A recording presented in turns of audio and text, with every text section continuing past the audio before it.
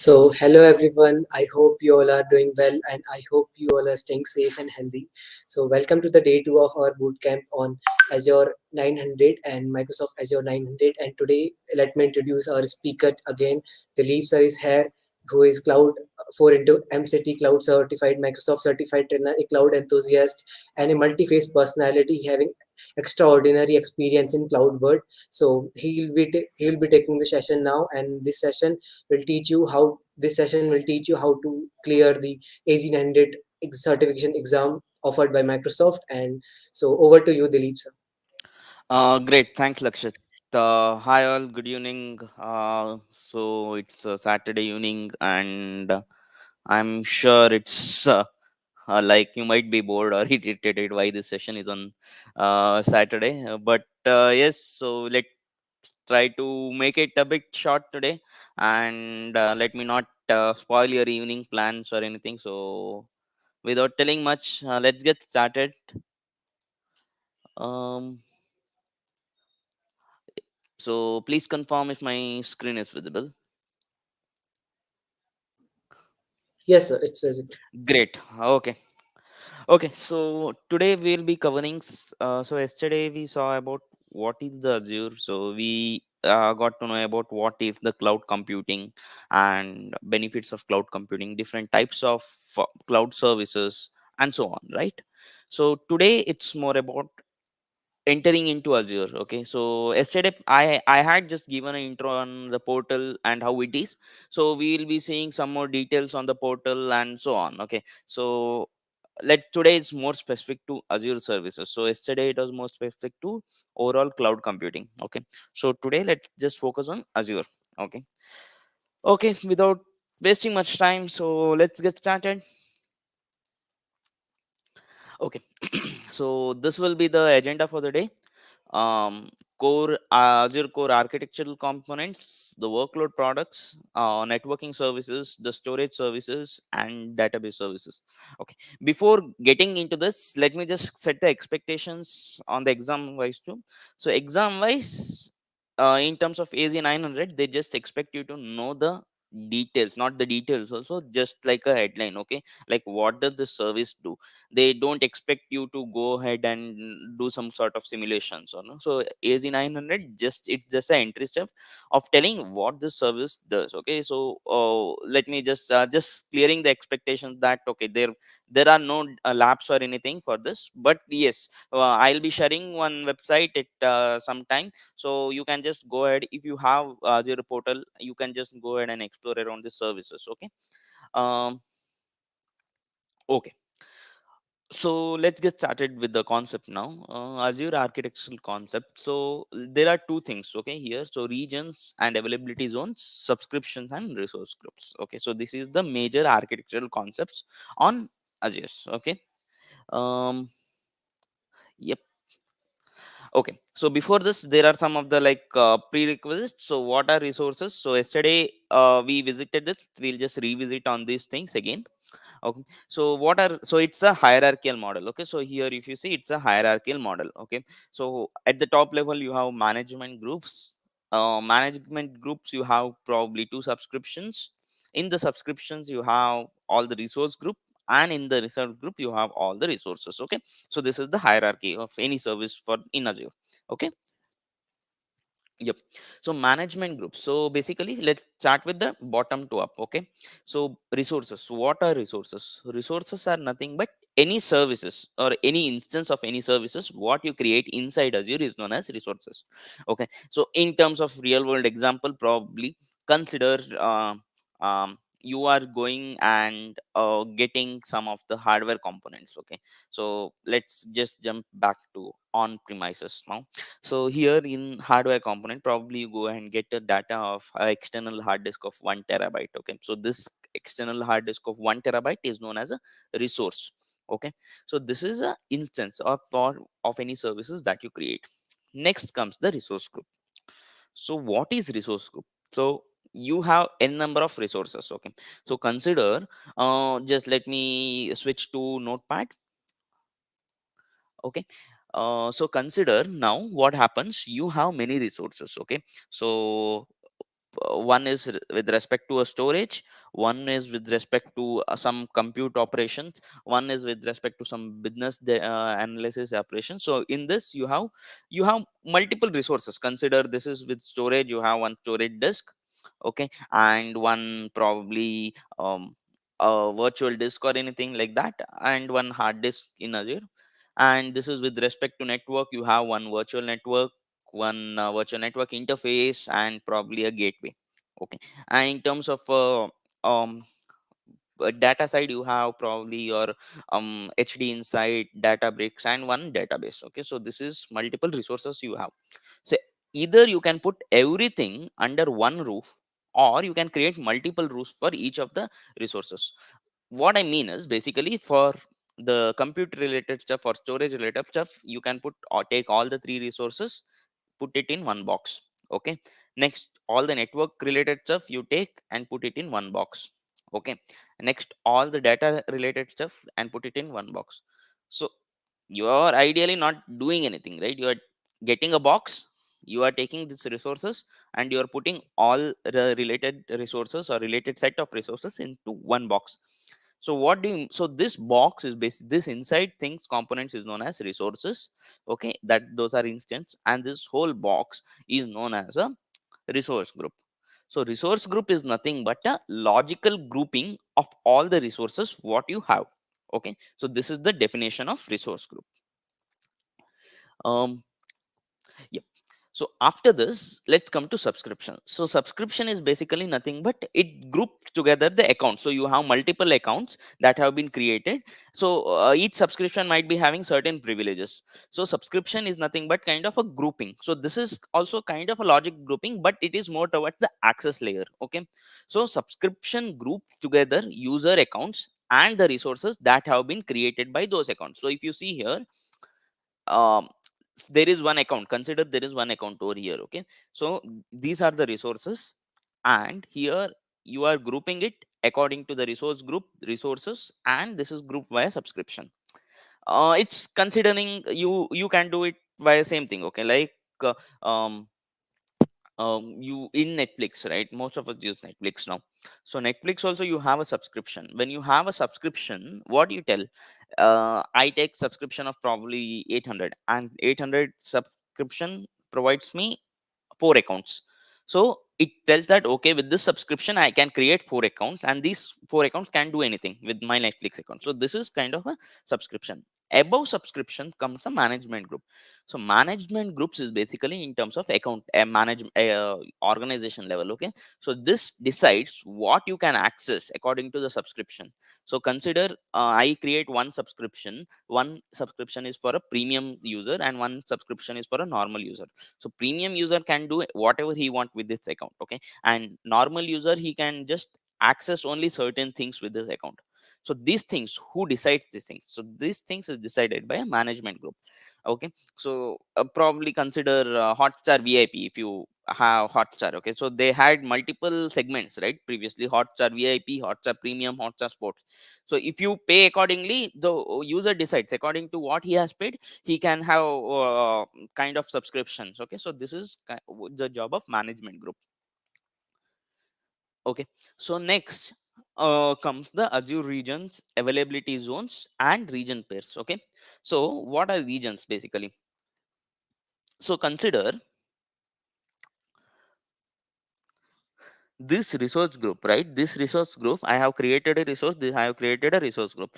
This needs to put in some location, right? So it needs to be it needs to be present in some location. So as we discussed right yesterday, Azure is nothing but some we are accessing resources through someone else's computer, correct? This is nothing but a data center, okay. This data center needs to be at some location, right? So this location is known as nothing but a region, okay.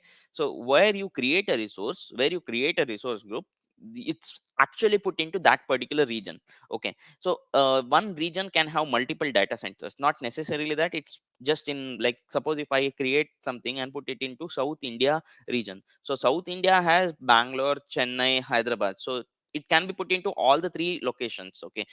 It's not specific to you choose, like I want it in Bangalore or anything. So when you choose South India, he can tell that okay, I can create it either in Bangalore, I can create it either in Chennai, or I can create it either in Hyderabad.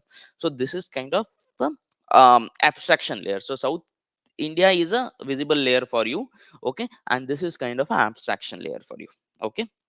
So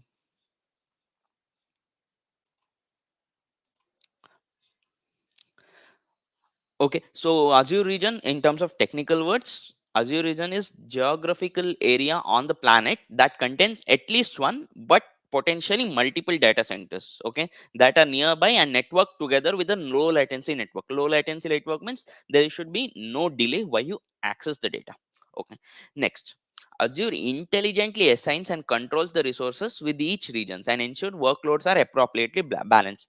It means that when you, so for example, let's do a thing, okay. So let's just go here and create one sample resource group, okay.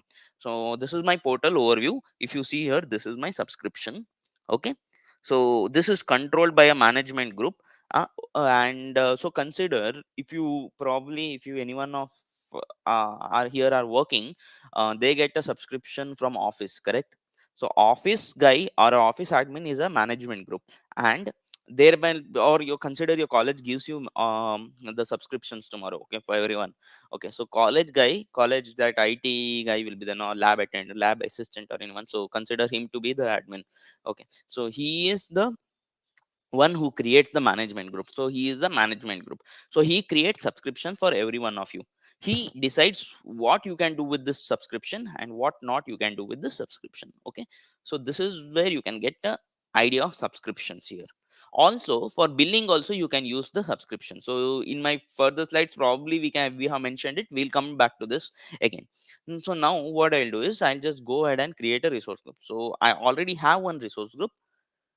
So it tells that this resource group is under West India. Okay, now what I'll do, I'll just go and create any one of the resources. Consider we are going to create a data center. Okay, so we are going to create a virtual machine or a virtual desktop. Okay, so I'll just click over here and virtual machine name Dilip. So I'll tell here West India. So if you see, it's not asking me where you want to create in West India, or if I, it's asking me to or in South India also. Okay, Asia Pacific South India, but it's not asking me where exactly you want to create a resource in South India. So it might be Bangalore, it might be Chennai, it might be Hyderabad, wherever in South India Azure has its data center, it intelligently create accordingly. So consider Chennai data center is fully loaded, and it can't take any more load, so it intelligently divides it into Bangalore. It diverts it to Bangalore, okay. So no infrastructure redundancy required, so see all sizes, okay. So unfortunately for South India there are no much sizes available, because it's like, consider in South India, why this is because in South India, right, South India has just 3 data centers. In 3 data centers also there are no VM of any particular size what we required, okay. So that's why we are getting no sizes available, okay. So we'll come back to this again. Okay. Now, as I told you, Azure intelligently assigns and controls the resources within each and every region to ensure workloads are appropriately balanced. Okay. So, as I told you, it knows to balance properly. Okay. So, let's dig into deep more into it. So, regions are made up of one or more data centers in close proximity. Yes. Okay. So, provides flexibility and scale to reduce the customer latency. So, latency is, if I uh, um, click on this get data, it should not give me data after 3 or 4 seconds, right? It is designed in such a way that okay, immediately I should be able to get the data. Preserved data residency with comprehensive compliance offering. So it means that my data should not be lost at any point of time. Okay, so this is one of the SLAs what Azure gives you. So your data should not be lost. So this is one of the features provided by Azure also. Azure regions, when you choose the Azure regions, okay, it knows that okay, when to back up the data, where to back up the data. You explicitly need not choose that. Oh, so this is some of the Azure regions available at present. Okay, so where is India?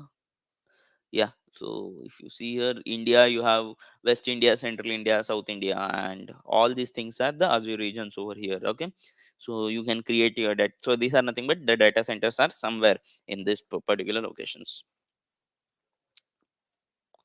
Okay, why are these regions important? Okay, so you can just do whatever, right? You can just go and create a resource. Why you have to choose the resources whenever you go and create a resource, Azure resources? Probably. So consider now your college system, okay, college server room. It's not it some who can corner of the place, so they have to go ahead and decide where the server room must be there, where the power supply is adequate, where the condition, where the ventilation is adequate. So you have, they have certain parameters, correct, when they go ahead and create a server room. Similarly here also, whenever you go and create a resources, it is necessary that you have to create a regions. But why?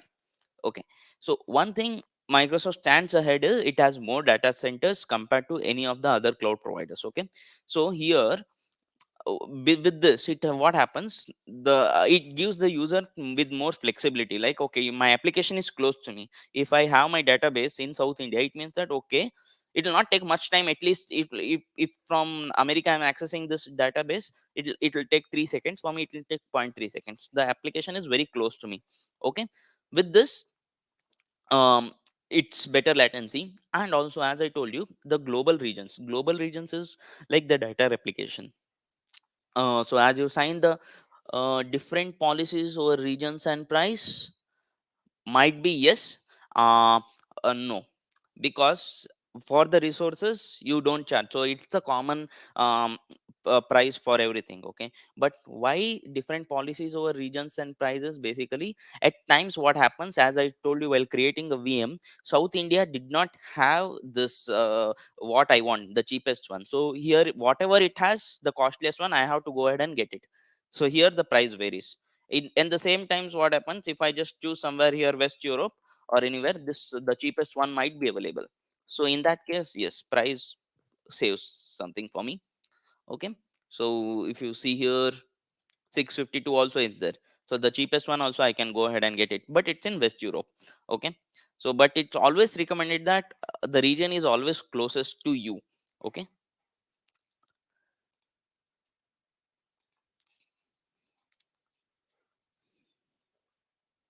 Okay, now there is this concept called special Azure regions. Okay, so this might be coming in your exam. It means that your data has like consider US, Europe, these things, right? Here, the data privacy is very important to the government. So it says that the data, especially in terms of Europe, they sign something called GDPR. Okay, so GDPR, when they sign, right, it means that the data should not be going out of the European region. Okay, so this strict it is. So similarly, there are other countries also which follow this. So for those, what they have done is they have created a special regions.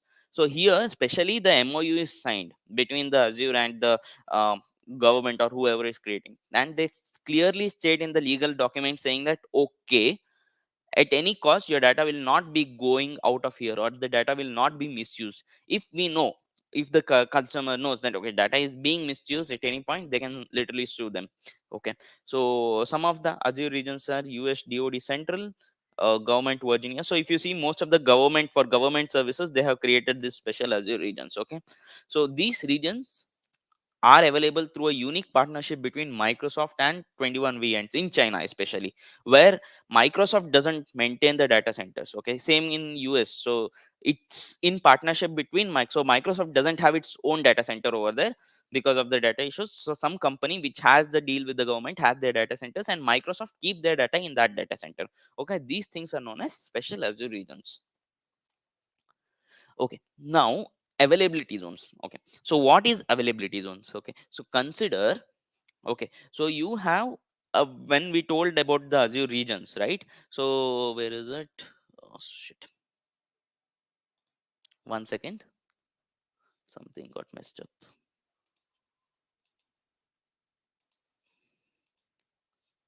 um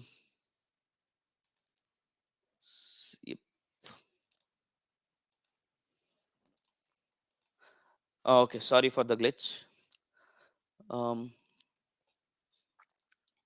Yep. So consider we talk about the regions. So correct, one region. Let's consider this is the South Indian region. Okay.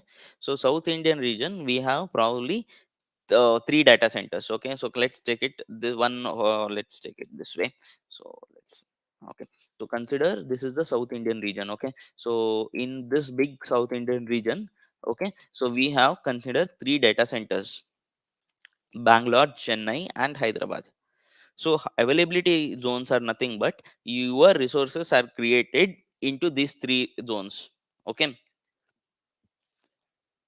it means that the data is created into, or the data is like the zones, I mean within the data center or within the regions, the zones are created between the three different data centers. Okay, these things are known as the availability zones. Why this is used? Consider now, suppose Bangalore power loss is there. So automatically if your data is replicated into this, you will get your data from here, else vice versa. Okay, or any one of the things. Okay, so this is why availability zones comes into picture. Okay, so each data center is independent and it's a isolated boundary. So as I told you, one goes up, one goes down, other one is up always. Okay, so this is nothing but your resources are always replicating into the Azure region. So Azure makes sure that it's always there, Microsoft makes sure that it's always there. Okay, consider what three zones also fail. Might be generally a region has at least three data centers. Okay, so what if three data zones also fail, right? So what generally what you guys do? So if you consider you have three options also fail, what you guys do? So you have put your money into three piggy banks. Okay, three, you need them, let's not go with money. Let's say you have put a file into three folders. If three folders are locked out, what you might do? Any suggestions, comments?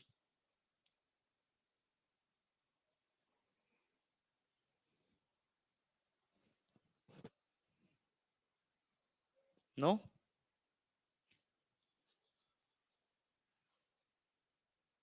No, no, no.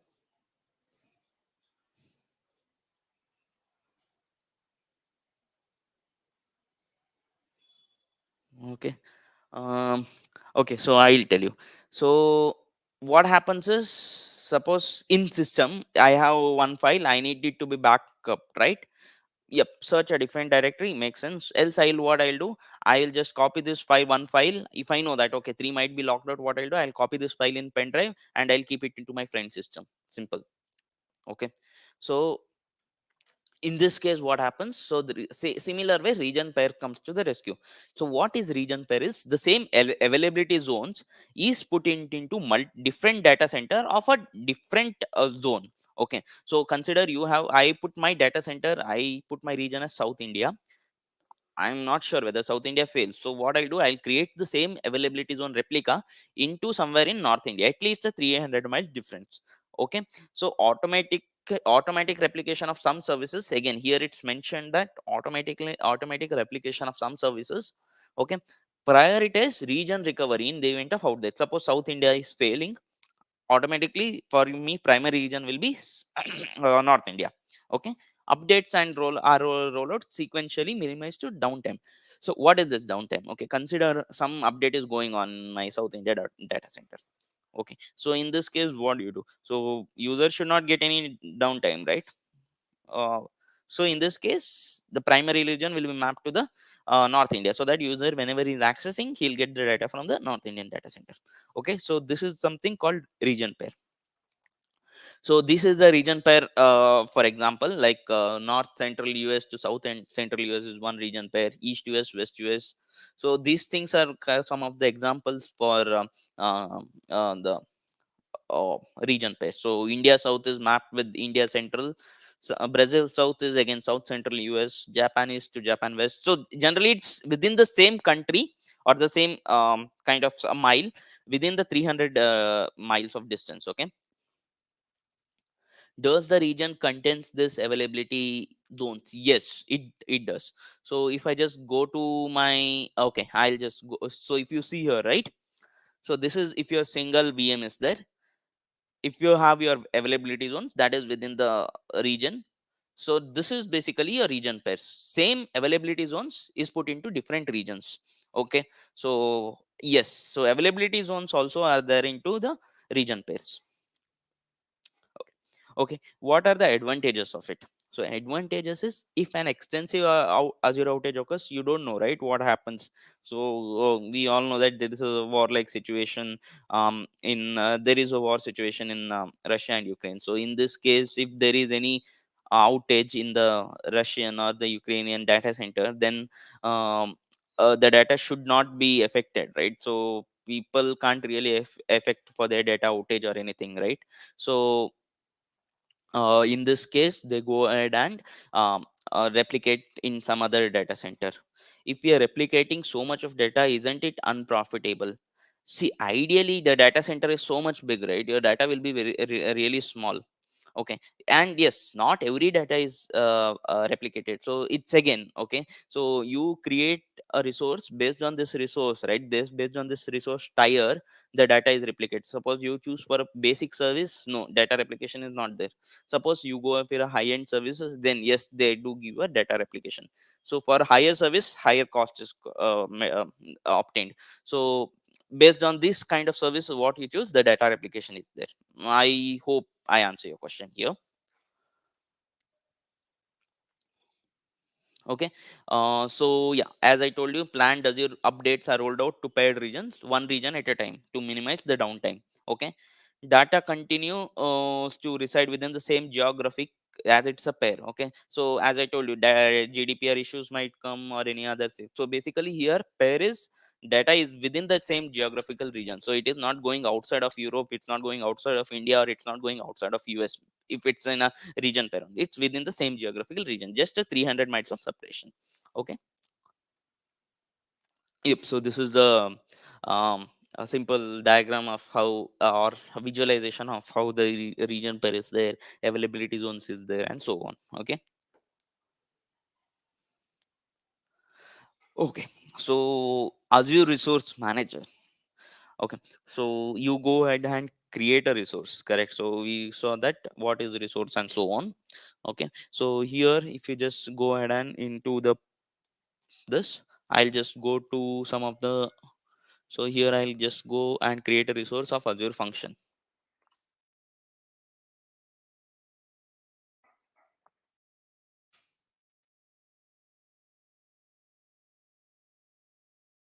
Okay. So let's go to compute.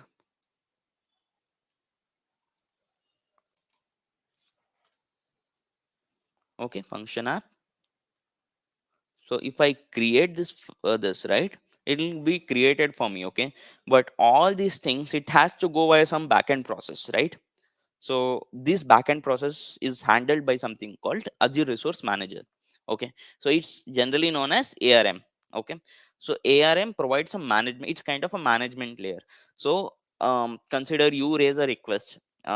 If you are in a college, or if you come to just your IT job, right? Anything has to be done. It has to be done via some request. Okay. You have to raise a request. So in this request, right, what happens? You come, you raise a request. Now what will happen, it has to get processed, it has to get approved and everything. So there will be one guy who follow up this request. Okay. So this guy will be known as kind of a admin guy. So same thing in respect to Azure.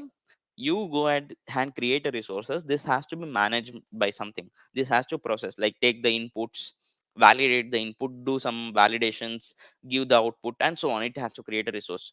So this whole thing is done by something called uh, uh, a management layer. This is called something like Azure Resource Manager, or ARM. Okay. So it gives you create, update, and delete resources in your Azure subscriptions. Okay. So advantages of ARM. So consider we have something called Azure Resource Manager template. Okay. And here, if you see, right, Azure Resource Manager is not only accessed by the portal, it can be accessed by the PowerShell.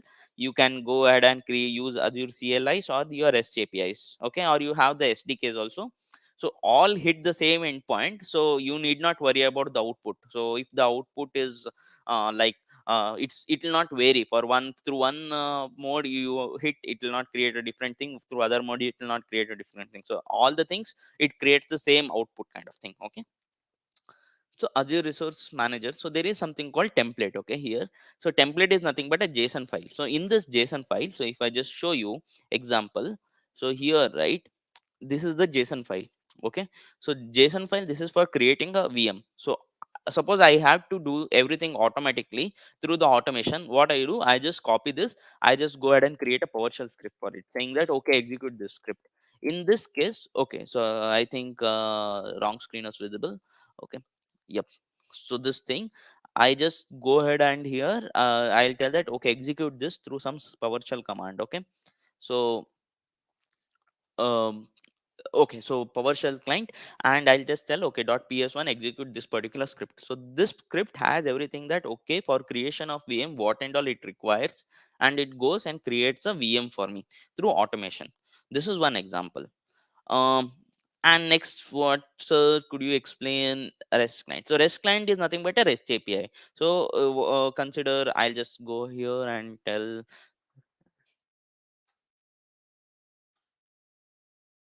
resource. So if you see the Microsoft this documentation, they're having this deployment operations. You can just go ahead and create any of the resources and so on. So these are the REST clients, and like probably resources, if I just create or update. So if I just go here, see, this is the REST client. You just go ahead, enter your subscription ID, resource group name, everything into Postman, and boom, the resource group is created, or whatever the action it has to take, it will do. It's just a API, kind of like a website. You just need to go and execute this into the Postman or any of your REST clients if you have. Okay, so this is one more example.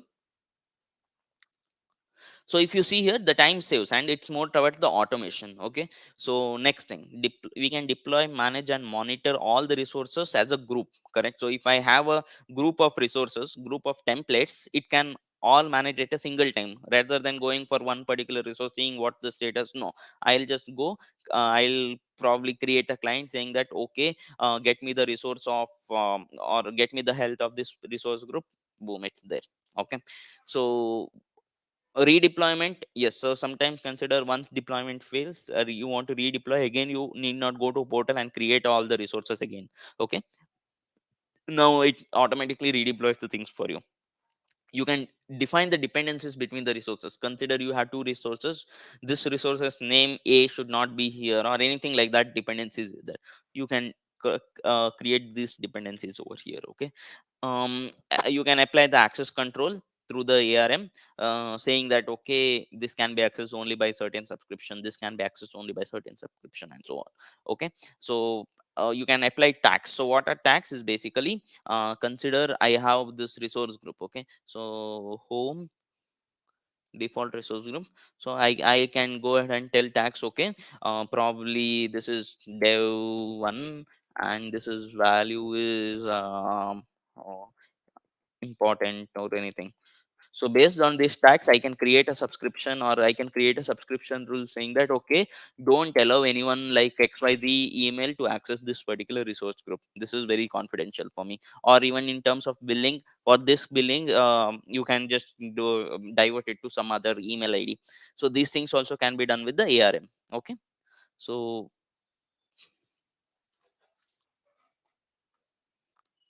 okay, so as we told, Azure subscriptions, right? That time, with the an Azure subscription, you can have multiple subscriptions, sub subscriptions, like a Azure account. This is a management group kind of thing, and you have three subscriptions over here, like dev subscription, test subscription, and production subscription. With this, you can clear your billing boundary, saying that okay, I can spend only 1,000 for my dev subscription. I can spend 1,000 on test subscription.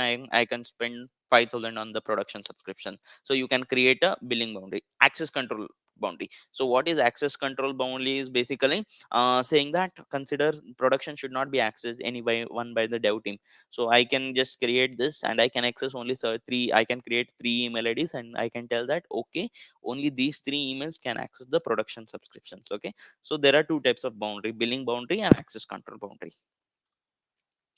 Okay, so you can customize the billing. Okay, according to subscription, you can customize the billing. So billing account, you can go to your billing profile, invoice section, and you can get the invoice for particular billing only.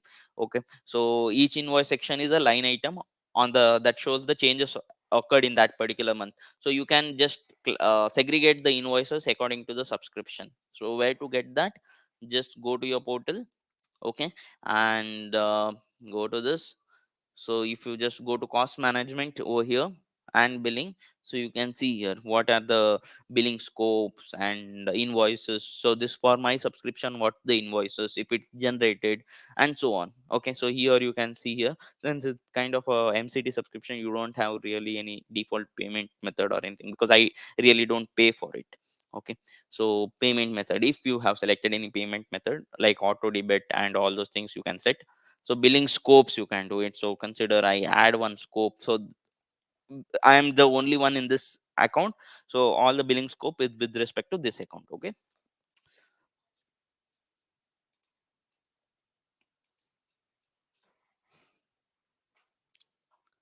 Yep. So management groups, as I explained, it's the top level hierarchy. So here it decides, okay, what to do with this subscription and what not to do with this subscription. Okay. So here everything inside is known, and every subscription inside this particular management group has to trust the same one. So basically, I have 10 subscription. These 10 subscription inside a management group has to have to trust the management group owner. Okay, so he falls under the same all these 10 subscription fall under the same tenant. So basically I am a tenant and he is a owner, kind of those that thing. Okay, now Azure core Azure workload products. Okay, so core Azure workload products are basically the core compute services what is there in Azure. Okay, so this is the for six major compute services. So if you just go to here, right?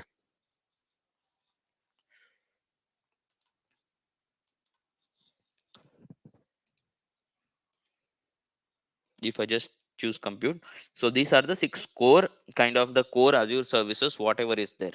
Okay, so virtual machine, virtual machine scale set, Kubernetes service, function app, Datadog, Ubuntu servers. So this is again a virtual machine with the, this is kind of a virtual desktop, not exactly a virtual machine. So this is kind of a virtual desktop. So you can just go here and create access the Ubuntu machine computer with Ubuntu OS.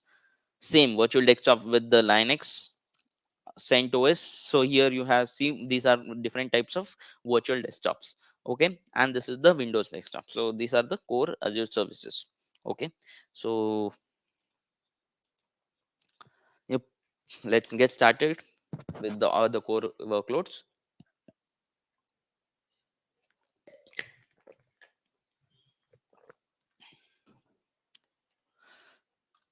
Okay, what are the compute services? So compute services basically the core heart of the thing. So as I told you, the RAM, anything which speeds up your computer or which performs the operation is known as compute services. So any system is basically divided into two things, right? A compute thing and a storage thing. So here compute thing is basically, in terms of Azure compute is nothing but on demand computing service. So basically it's like on demand, when you want it will come, it will do its job and it will go. Okay, so it's a on demand thing. When it is used, it provides a computing resources. So to do the computing you need certain things, right? Like the processors, the disk, memory, networking, operating system. Okay, so it provides it, you need not go and get it separately, right? So suppose if I am it's like previously, I don't know, when we were kid, right? So assembled system had a big craze. So you used to go create your own system basically. I need this kind of CPU, I'll go to this RAM, I'll go to this hard disk, and I'll go to this all these things. It was like the craze was different level for assembled system. So same thing, but here you need not go ahead and get different types of things. So automatically when you choose compute services, this Azure gives you the disk, processors, memory, and so on. Okay, advantages: quickly spin up. Okay, because it doesn't take time for you to come assemble stuff and reuse it, right? and pay as you use them. Okay, so this is, so for what kind of services you use. So we saw here one of the services while creating a VM, we were just creating a basic VM. So pay as you use them only, like it will probably 300 rupees per hour, or per day, or per month, something like that it chooses. Okay, but it has a very slow computing ability. Okay, so virtual machines. So what is virtual machines? So machines are nothing but a kind of a software emulations of, so you, it's not a physical system, but it's kind of a virtual system. Okay, so it's like a emulation system. Okay, so you can do whatever you want inside that particular system, but the thing is not, it's not affecting your physical system. So that is a virtual machine. Okay, so it's an example for IaaS service. Okay, IaaS. So here VM hosts an operating system, and you can install and run whatever software you want. So probably you have a system of 2 GB without any graphic card. Okay, so you can just go to the, you can create a VM in Azure, you can, or you can create a virtual desktop in Azure. You can install of a very high end configuration. You can install GTA Vice City, you can install Far Cry, anything, all the high end games you can install, and you can play, but your system will not be lagged. Okay, so this is one of the advantages, or uh, the concept of installing the software into the virtual machine. Okay, so, and here the advantage is when you need the total control over an operation, you go ahead and choose this, because here operating system is yours, you choose what kind of operating system you want. Okay, so here it's just like a physical system, but here no like network thing, storage thing and all, it's taken care, you just take care of a operating system and your database. Okay, so this is the virtual machines. When to use your VM? So when you want to choose what kind of operating system you use, then go ahead with the OS, sorry, then go ahead with the VM. Okay, when you want to run your custom softwares into the VMs, or when you want to run your custom software into the systems, then go ahead for a VM. Okay, hosting configuration. Okay, VMs are also an excellent choice when you move from physical server to the cloud. So yesterday, I was mentioning, right? Where is there someone probably asked, are they still using IaaS? So yes, this is the scenario when they are migrating from the physical servers to the cloud provider, right? That time generally they go ahead with the IaaS when they go, because directly they can't create a web app and just eliminate the dependency, right? Some dependencies needs to be maintained. So in this case they go ahead with the lift and shift approach, and they go ahead with a virtual machine. Okay, so next concept is virtual machine scale set. So basically a group of virtual machines. Okay, so if you see here, if we I just, if you just want me to show where you can create a virtual machine, go to Azure, go to compute, go to virtual machine. Okay, and go to create. Here you can probably create in whatever resource group you want, or you can go ahead and create a new resource group, AZ900 demo virtual machine, name this.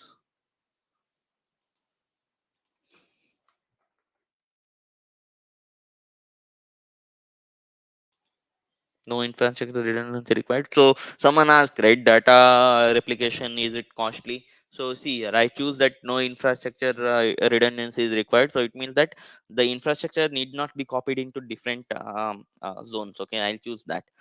And next one is virtual machine scale set availability option. So it means that it groups it into multiple VMs. So all the operations you can perform it in a single kind of VM. Okay, so one operation is applicable for all the so consider virtual machine skill set is kind of this. Before that, let's just go to this slide and then come back again to the creation of the VM. Okay, so virtual machine scale set lets you create and manage group of identical load balanced virtual machine. So what is this load balance? Okay, so consider now you have a website. Okay, so website is kind, you have your website and you have probably a result day. Okay, so the site is crashing, so they implement something called load balancer. So load balancer, what it does, it either one thing what you can do to avoid crashing, you can increase the um, what you can auto scale it. Okay, but auto scale at times might work, at time not, does not work, right? Not necessarily that auto scale has to work at every given point of time. Okay, so for that what they do is they create a load balancer. So what they do, if we are considering we are using a virtual machine, okay, this is a virtual machine, they go ahead and create a identical virtual machine.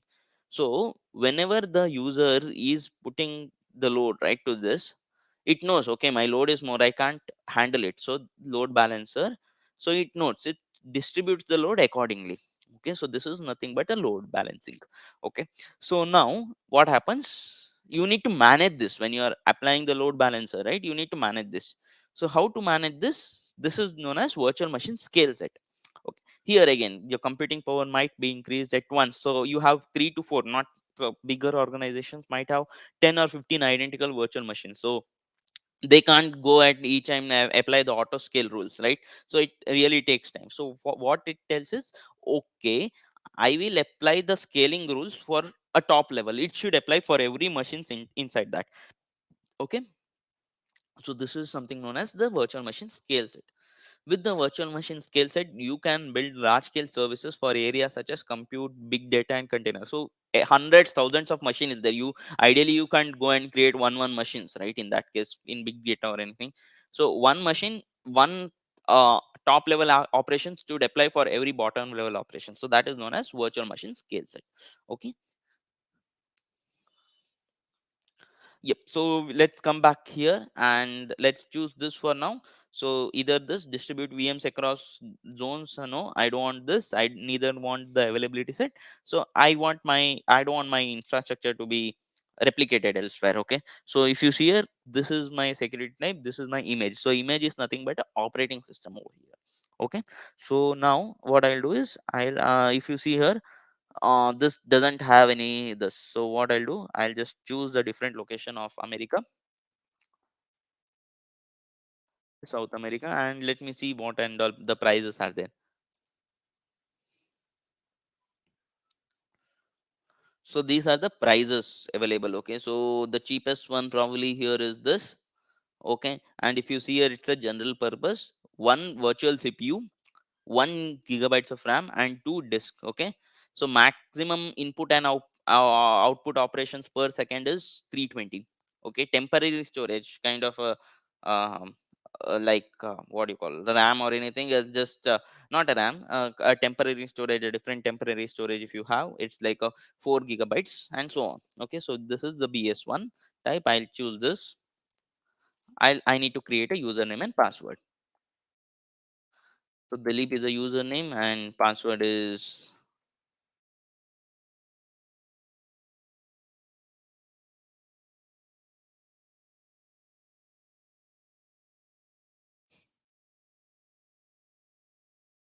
Allowed selected ports, I'll just select RDP and SSH and this HTTP port.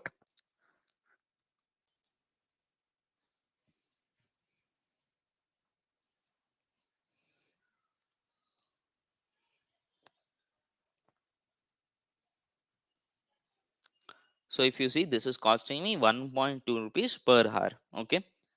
So if you just see here, this is the disk. What kind of disk is using? Premium SSD. This is a locally redundant storage. So this is kind of a storage. So probably if I get time somewhere tomorrow, I'll just explain what is this locally redundant storage. But it's like not specific to the AZ900 now. So this, so premium locally redundant storage. Okay, and networking, you can choose what kind of network you want, virtual network. So it will create a public IP for me. Okay, and I'll just go ahead and review and create. Okay, in the meanwhile it's creating, right? I'll just tell you what's locally redundant storage and global redundant storage. So consider locally redundant storage, as I told you, right? Your data is replicated into the same, so it's kind of a stack. Okay, so inside the same data center, multiple stacks. So this is your infrastructure or your data.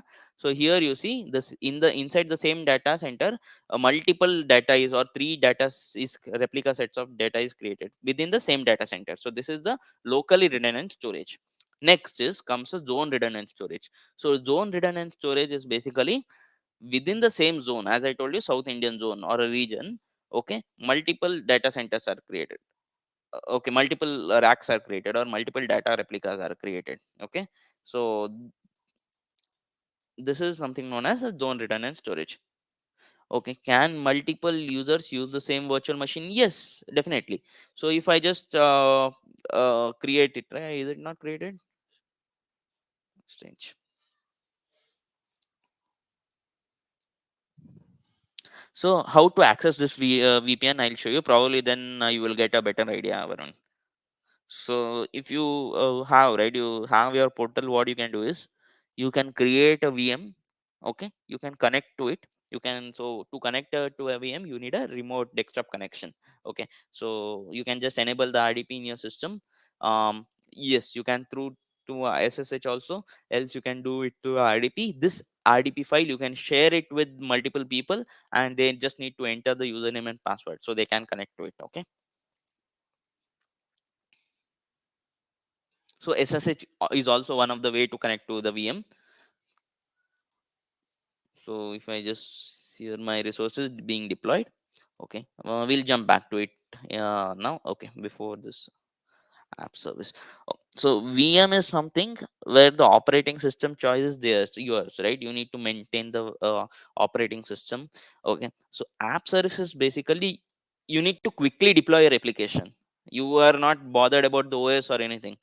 So in this case, everything is managed by Azure. You just come, you just deploy your application to that particular kind of OS or anything. Okay. So this is known as the this app service.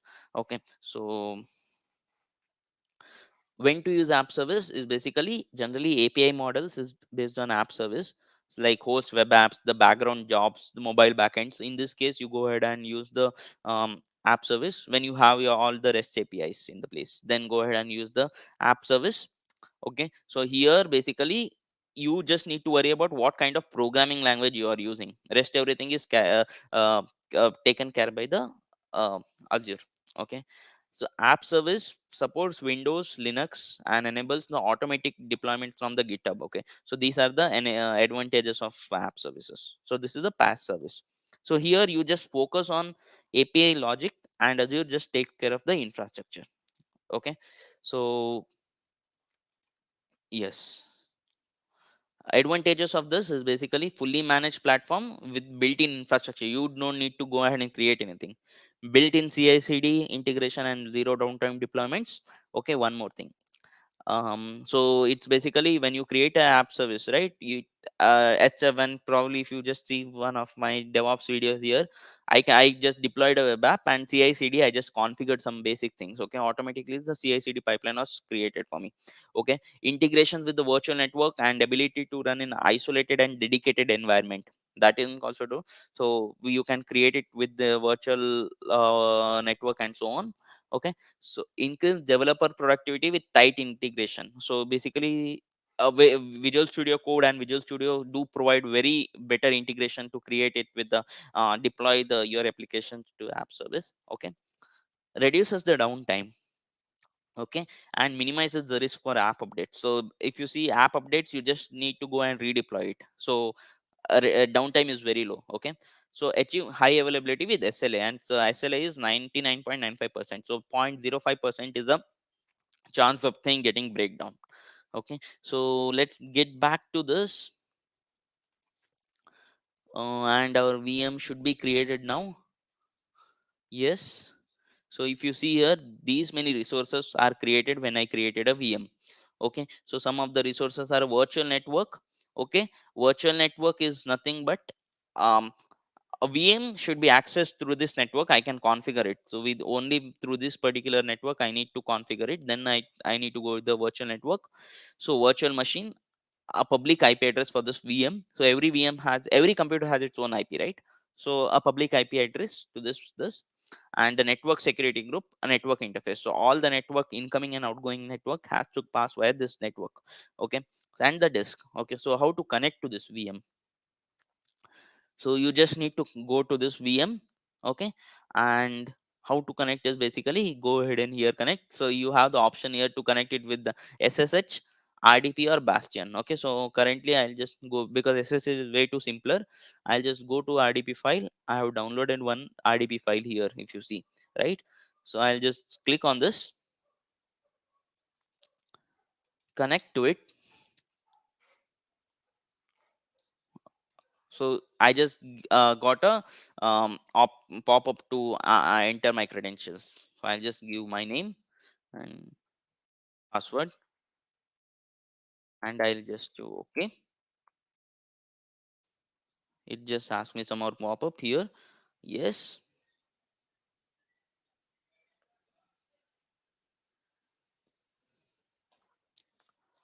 So Varun asked me, can multiple VMs? So you just need to share this RDP with their with the respective person, and he can access it at the same time. Okay.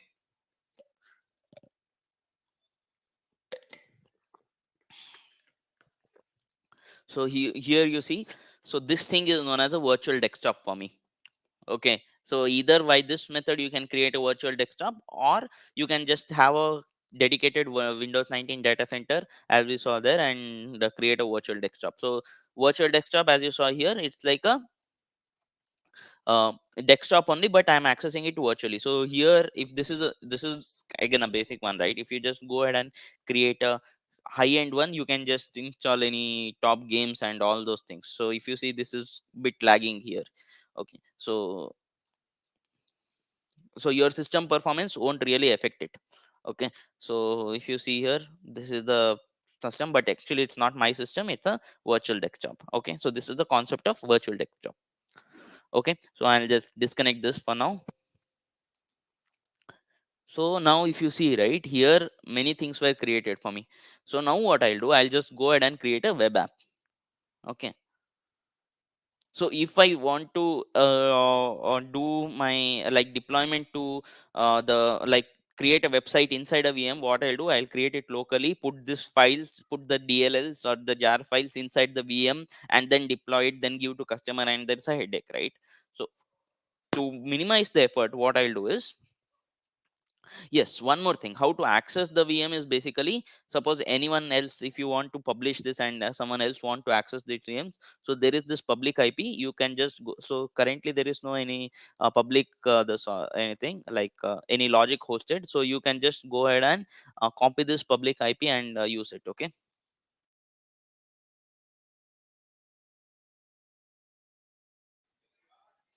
Okay. So in the meanwhile, what I'll do is, um, I'll just create a new resource group.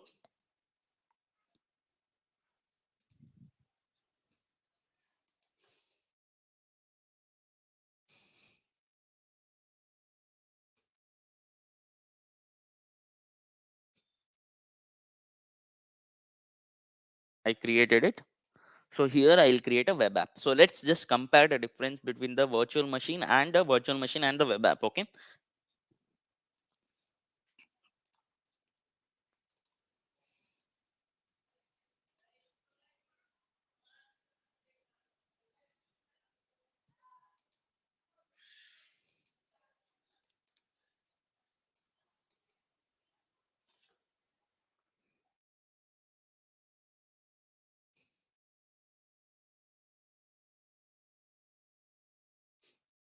Okay, I'm seeing a lot of queries regarding the certificate. So Lakshit, if you're there, could you please address things over here? So people are confused about the certificate over here.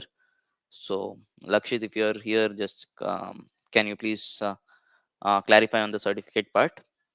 In the meanwhile, I'll create the resource. Okay, so for the certificates, like certificates will be going in batches, and everyone who has registered for this will be getting certificate for the boot camp, and they will be also getting certificate coupons in their mail also. So please keep an eye on your registered mail. We will be sending the coupons in your registered mail also. And multiple quizzes are happening, like Dilip sir is also taking multiple quizzes. We are also taking some quizzes on our Discord channel, so do attend these. We have some, like we have $20,000 as your passes for you. So every Friday or every quiz, so please do join those quiz for getting some cool as your portal accesses, and that's it. If I guess I answered that question of Awesome Senpai. Duration of today's video. Okay, thanks, Lakshit, for that. Um, Yep. So here, right, while creating a web app, I just asked how to publish it. You can publish it via code, you can publish it via Docker container. So you can containerize the application, or you can publish it via static web app. Okay. So I'll choose the region as Central US for now, and this is the app service plan. So here you can select what kind of computing you required. Okay, but actually you are not doing anything. So here, if you see dev test production, here shared infrastructure, so I'll just include hardware and storage. I just need 1 GB of storage in the web app. Okay. So I'll just apply this and review plus create.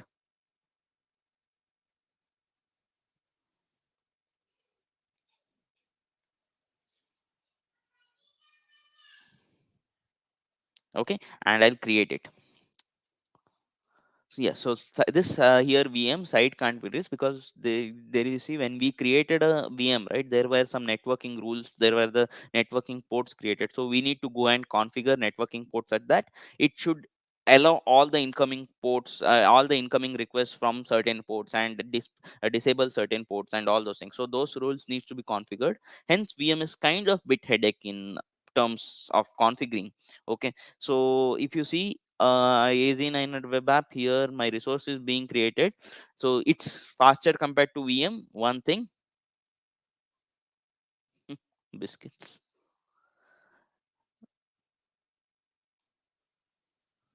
I think people are hungry. Today's session, I can see people wanting biscuits.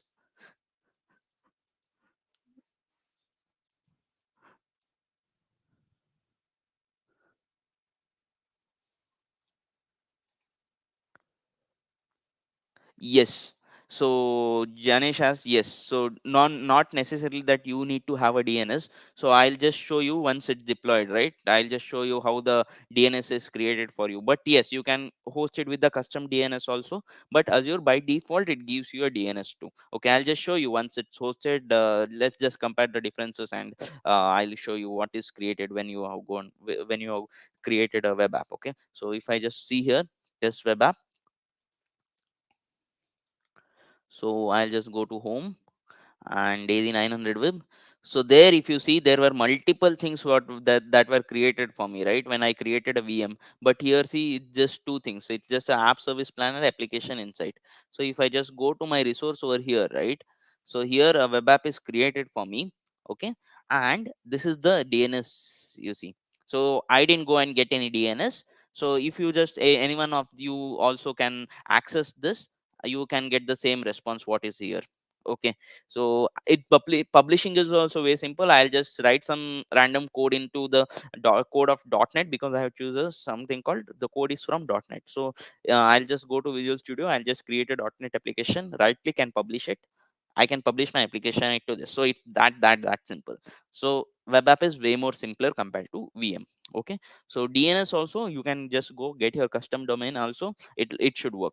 So this is something. The problem here is people get irritated why here they have Azure website.net. So anything you created for free here has is appended with Azure website.net, and sometimes people do bother about it. Okay, so in that case they go ahead and get a custom DNS or anything. You can just go to Big Daddy, get a domain and host it here. That is also possible over here. Okay, so this is the app service. So next. Okay, types of app service. As we see, web apps, the API apps, the web job. There is something called like background jobs running and so on. Okay, so these are known as the web jobs and mobile apps. Okay, next thing is container instances. So let me give you example of or the idea behind the container instances. Okay, so basically let's go to the technical definition.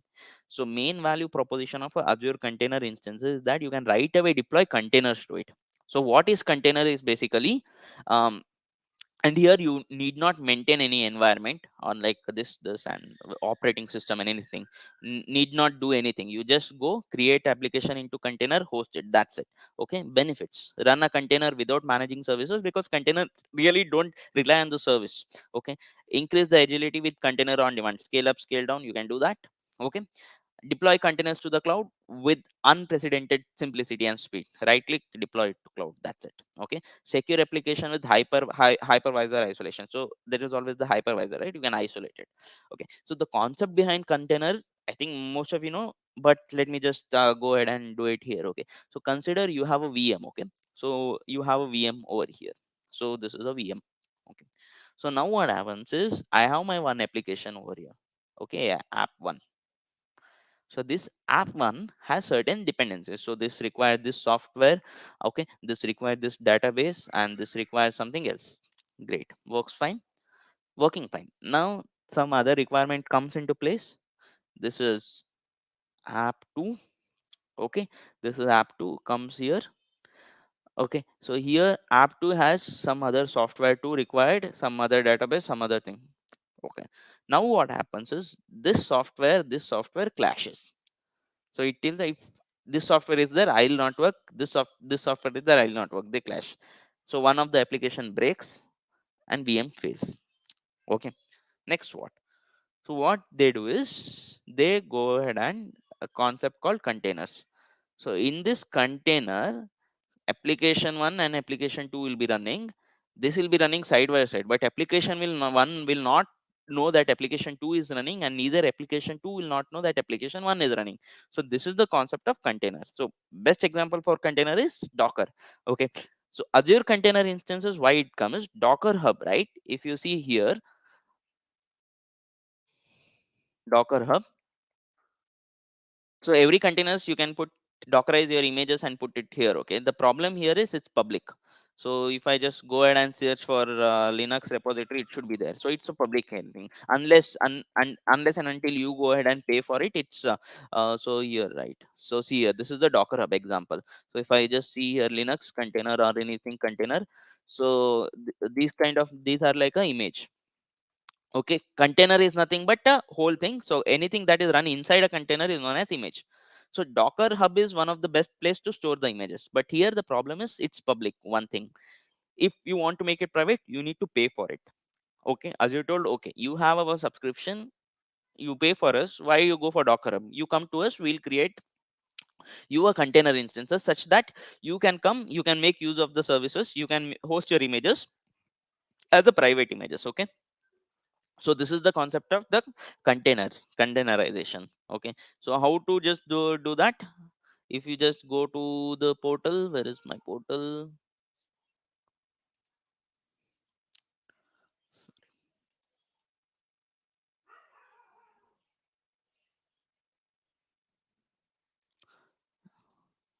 Okay, so if I just go to portal here, and if I just see here Azure container,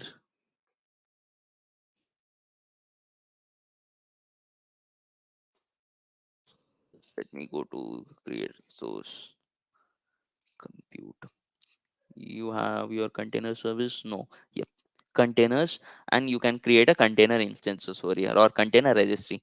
So both are almost the same. So you can container registry is everything to store your images. Okay, now storing is done. Okay, so once the storing is done, you need to manage it, right? So Docker is like a storing kind of, it manages. Now you need to orchestrate what will use what, you need to create nodes and everything.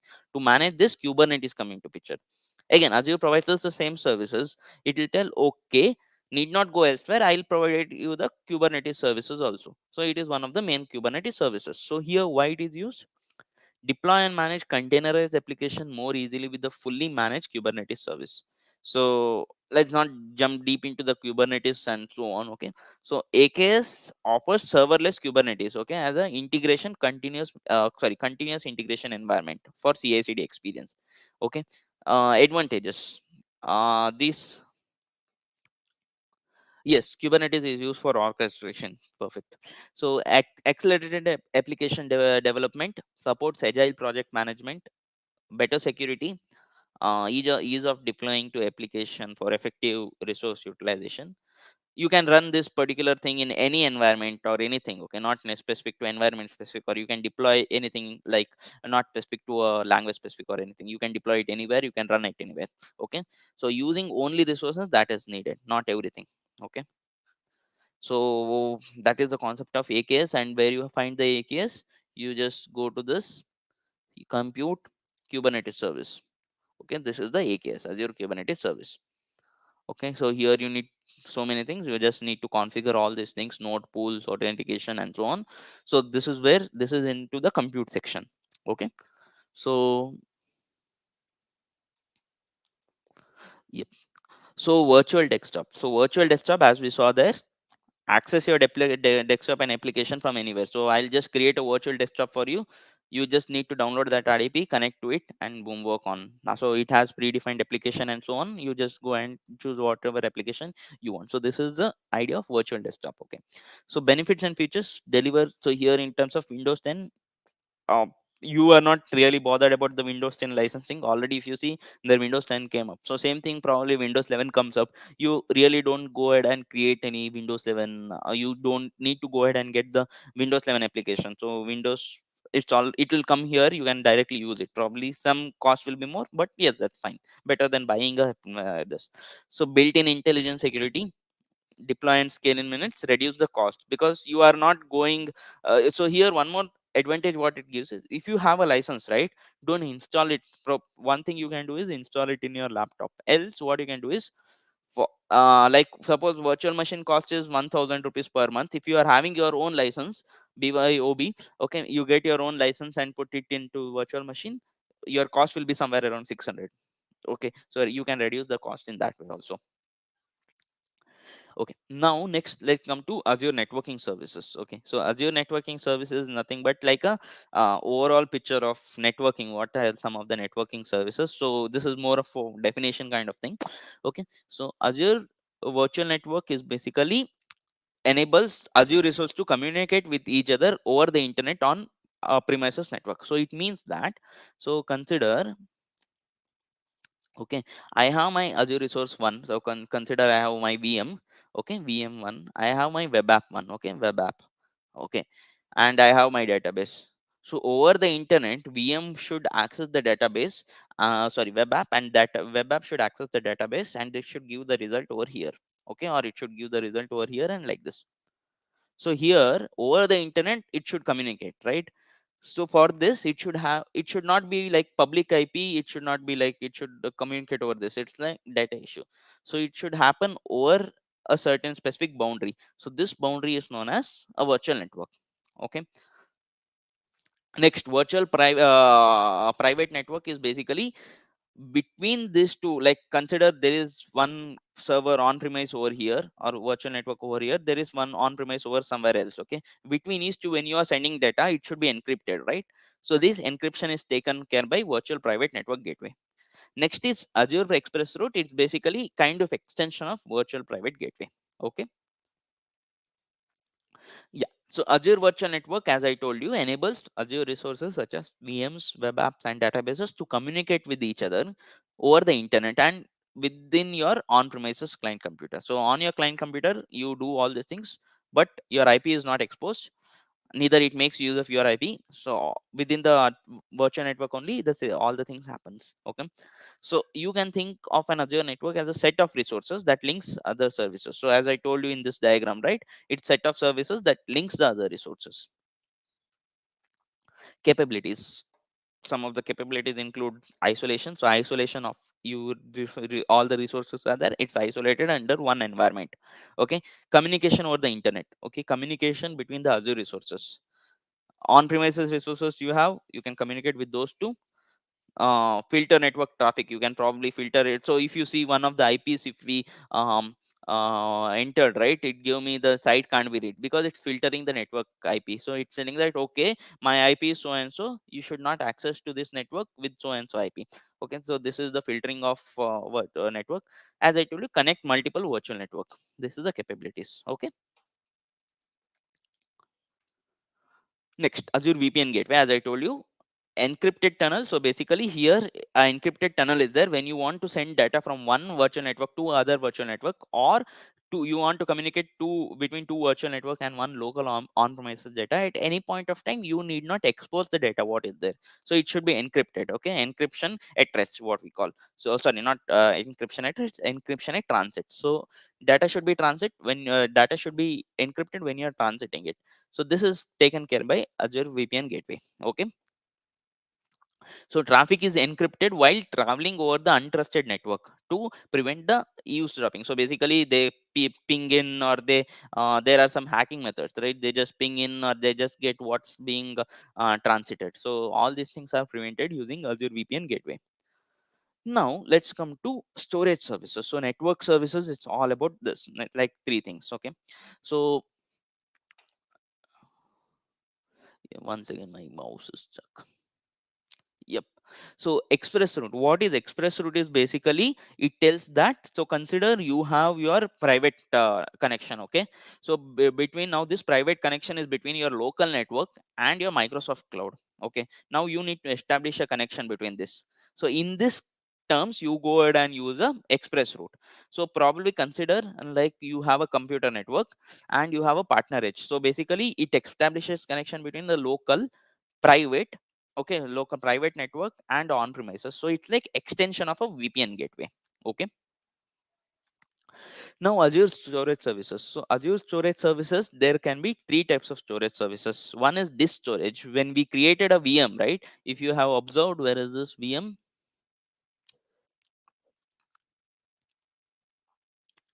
um yep, resource group and web, not this. So this one is disk. So this kind of disk are created. These are kind of a SSD. Okay, premium SSD. Like actual disk are there, but you don't really have any disk in hand. It's like somewhere in data center. Okay, so this is kind of one kind of storage.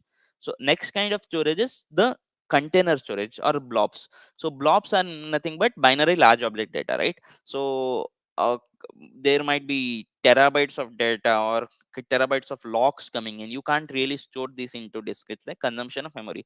So what you do is, or kind sometimes images and all you can't really store in disk. So for that, what you do is you go and create a container. So in this container you create a blob. Okay, so blob is kind of one of the data services. Next is files is like network files, your major other um, file transfer is there. So in this case you go ahead and use the Azure file services. Okay, so this is three types of Azure storage services. Okay, so how to create? So disk, we know we can create it. So how to create a file services and so on? You just go here and type storage. You can go ahead and create a storage account.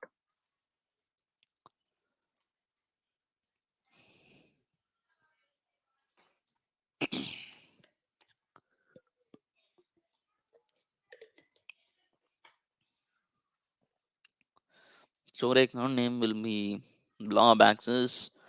Okay, and here how much time is remaining for tomorrow? Okay, people are in urgent to go probably. Okay, we are extending here because we have only 3 days of boot camp and we need to be fast. Okay, so just bear me for some more time, Anish, if you're okay. um so redundancy, as I explained here, it's locally redundant, geo redundant, and so on. Okay, so okay, so review and create.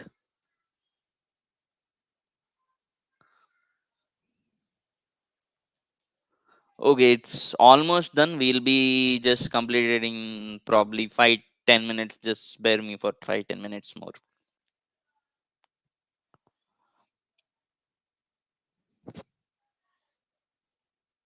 Okay, so here our storage account is created for us.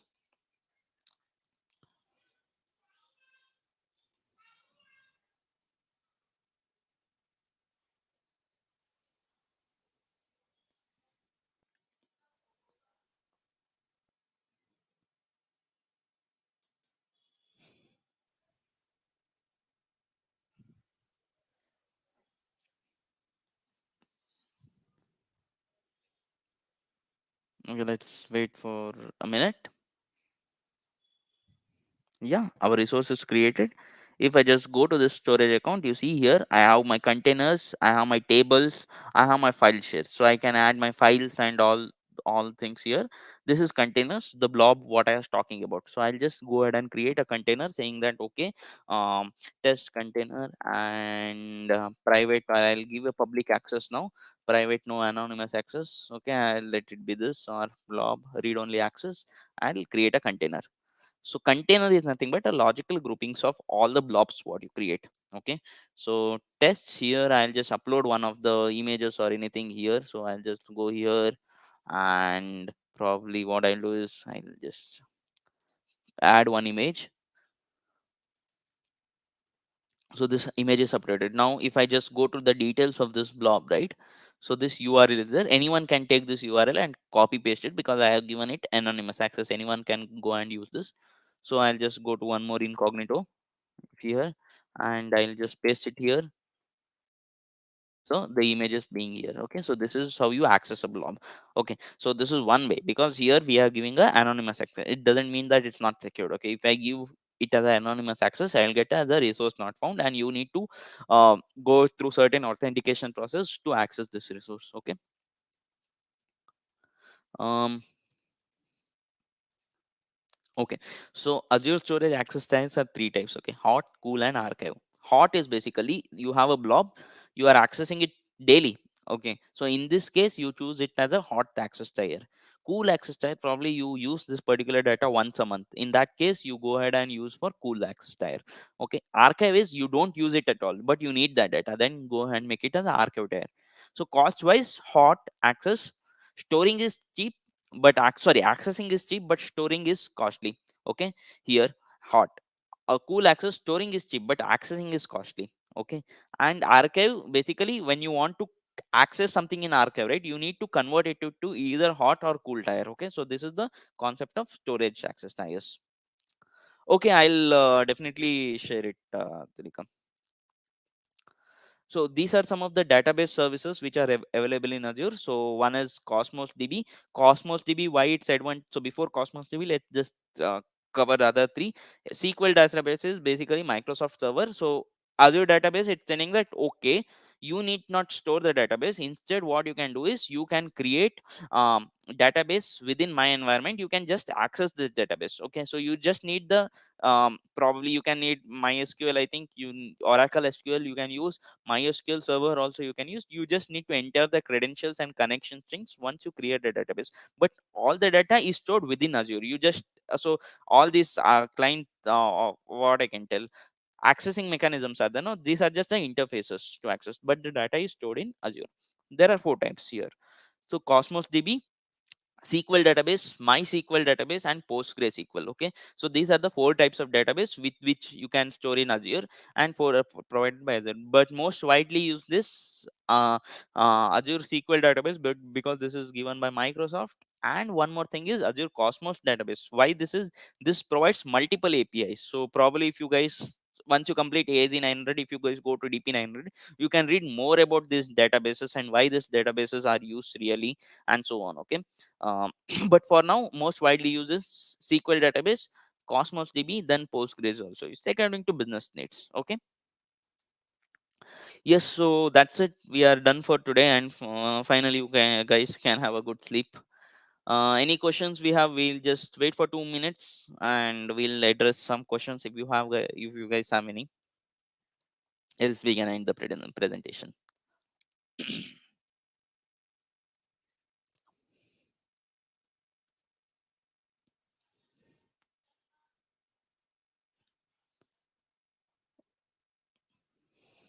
Yep. Welcome, Janesh. Lakshit, you are on mute. Okay, so today we have also any quiz, like sir, from your side? No. So yesterday I was really happy that we got multiple, and it was really good that most of the people were on tie. So winner announcement of winner was really tough there. So good guys there. So I'll give you Yeah. a quiz definitely, Janesh. So people are really bored today. So tomorrow we'll focus on more on exam side, and let me prepare some mocks too. So that would be good tomorrow. Let's do that for tomorrow. Okay, then uh, and do prepare. Yes. Okay. yeah, Yes. so Go ahead. Tulika has one question. Cosmos is only for Azure. So the concept of Cosmos, right? So Cosmos provides multiple APIs. So like it provides integration, like you have a Graph API, you have a MongoDB, you have NoSQL. So multiple APIs under the single roof, right? So this is why Cosmos came into picture. And as part of Cosmos is considered only for Azure, yes. So previously it was known as a document DB because it was the kind of a NoSQL. But now for now Cosmos is only for Azure because it has, like, Cosmos means universe. So every kind of database in the universe have an integration with the Cosmos, so that's why the name comes Cosmos. And probably Amazon might have something similar, but here it's Azure has named it as a Cosmos DB. Okay.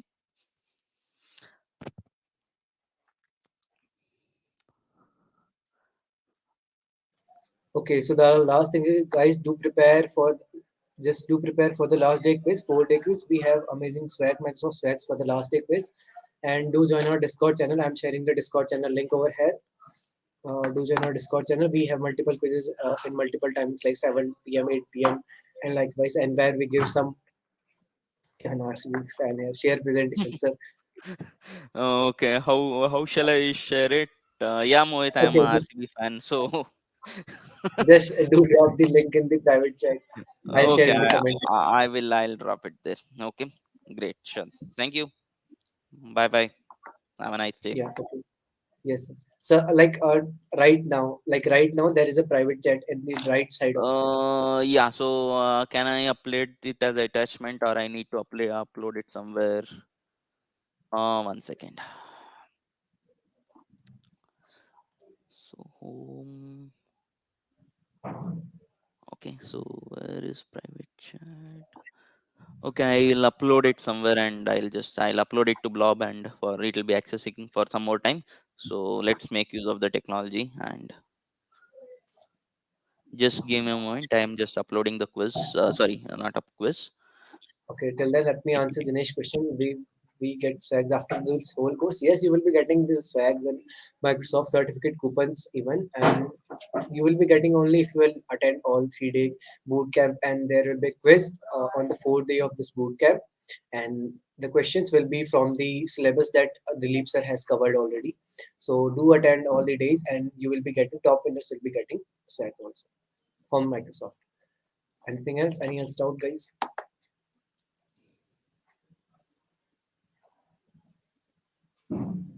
Okay. Mm,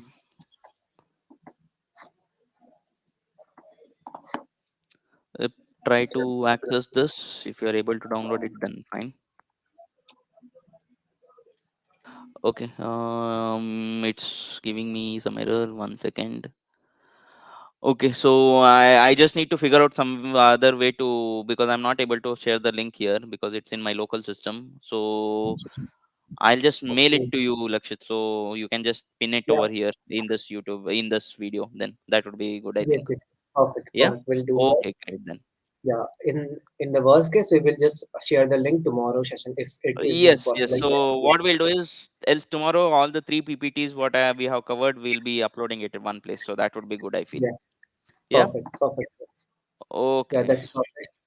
So, guys, see you tomorrow then. And be safe, be healthy. See you then tomorrow. Happy Sure. Bye learning. bye. Happy learning.